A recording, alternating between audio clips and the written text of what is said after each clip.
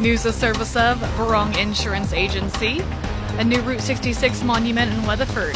That's our big story for 7:30. A new space-themed Route 66 shield has arrived in Weatherford as part of a project by the State Lieutenant Governor's Office to award Oklahoma towns along Route 66 with a specialized monument. Economic Development Director Yolanda Cresswell shares more about the new addition.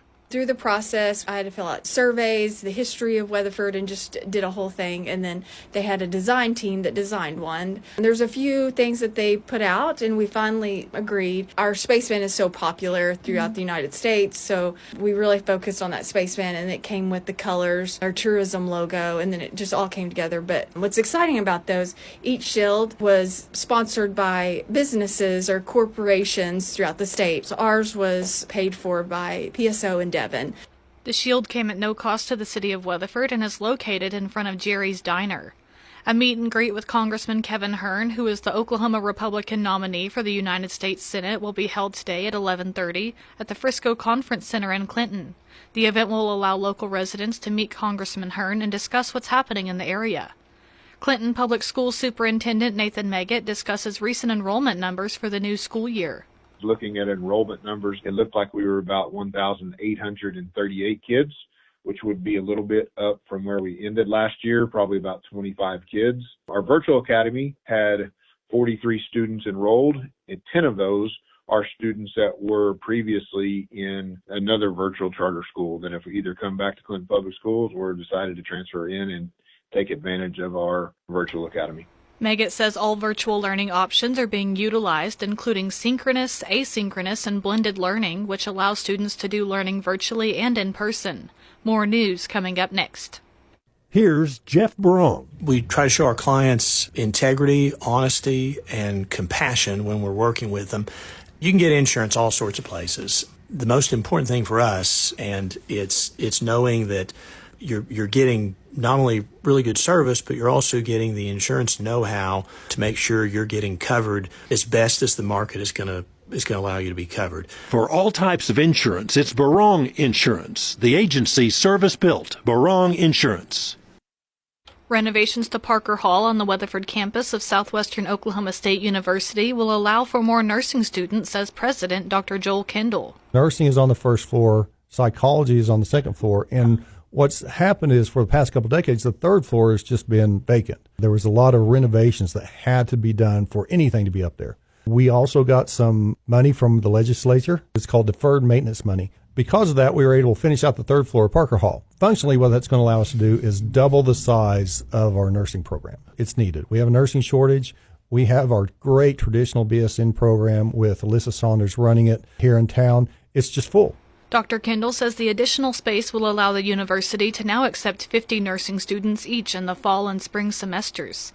Custer County officials have encouraged voters to make informed decisions regarding upcoming state questions on the August 25th ballot. State Question 844 proposes to revise local reimbursements from property tax exemptions. County Assessor Brad Reynolds discusses the tax. If a manufacturing company moves in, they invest a certain amount of money and increase payroll by a certain amount and maintain it. They have to maintain it through the deal. They apply for this 5-year exempt manufacturing. Through my office, goes to Oklahoma Tax Commission for inspection and approval. 1% of everyone's income tax goes into this fund to reimburse the counties and the school systems. That 1% doesn't cover it anymore. The legislature has had to appropriate more money each year to cover. If passed by voters, the legislature would have the authority to set a methodology for reimbursing local entities for revenues lost due to the tax exemption. Also on the ballot is State Question 846, which proposes creating a constitutional requirement for voters to provide proof of identification when voting in elections. Here is state news. News from the Radio Oklahoma News Network. I'm Ann Roberts. The state is demanding both Tulsa and Oklahoma City reimburse the state for homeless encampment cleanups. State officials accuse both local police departments of failing to enforce laws by not getting rid of the encampments themselves.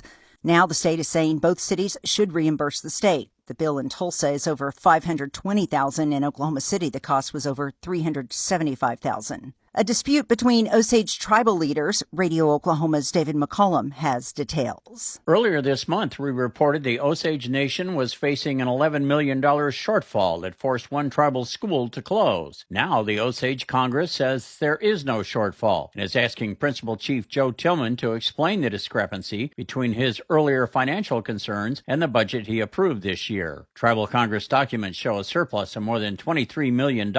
From the Radio Oklahoma News Network, I'm Ann Roberts. News at 7:30, a service of Barong Insurance Agency. Coming up next, we'll look at local funeral services after this word from Lee Hometown Funeral Home. When you lose a loved one, it's important to have someone who's compassionate, understanding, and personal. Brandon Lee with Lee's Hometown Funeral Home in Clinton is dedicated to honoring your loved ones with heartfelt service. His goal is to create meaningful tributes that celebrate lives while guiding you with every step of the final process. Whether it's a traditional service, cremation, or pre-planning, if you have already purchased a funeral plan elsewhere, they will honor it as if it was their own. At Lee Hometown Funeral Home, they continue the tradition of caring and personal service. Please visit today to experience the difference. Funeral services for 87-year-old James Ray Sweeney will be held today at 10 o'clock at the Custer City First Baptist Church. He was a former superintendent of Custer City School. Final resting place will be at Mound Valley Cemetery in Thomas. Services under the direction of Lockstone Funeral Home in Weatherford. Funeral services for 89-year-old Sue Donna McDaniel will be held today at 10 o'clock at the Second and Adams Church of Christ in Elk City. She formerly owned a beauty shop with her sister. Graveside services will be at 11 o'clock at Berlin Cemetery in Grimes. Services under the direction of Winery Funeral Service and Cremation Center in Elk City.